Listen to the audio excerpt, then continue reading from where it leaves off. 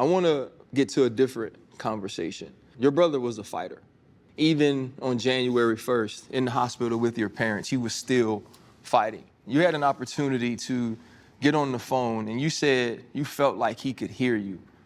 Tell me a little bit about what that last conversation was like with your brother.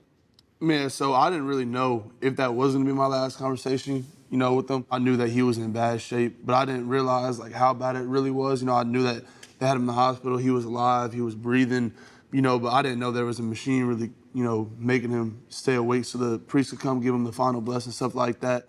And I feel like that was a big reason, he was able to make it into heaven. But that last conversation, I just told him that I loved him, that I'll see him soon, to keep fighting, to keep going. Like you said, he's a fighter. I didn't have to tell him that, but, because that's who he is, just how he's been since he was a baby. But I just told him, keep going, keep fighting, that I'll be there soon, to be with him and to see him and how much I loved him. And I told him I loved him. Those are the last words I ever told him.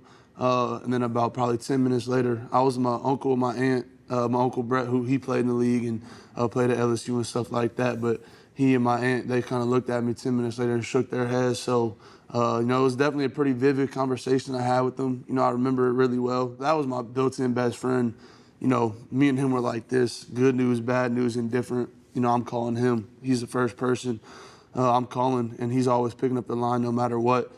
Like you said, though, he was a fighter, though. And, yeah, last words I ever told him were I love him and to keep fighting. So that's what I'm going to live with now from now on, is just keep fighting, keep going no matter the circumstance, but just keep on going. Hold up, limitless, niggas to me, can't pinning it. I fought the head to witness it.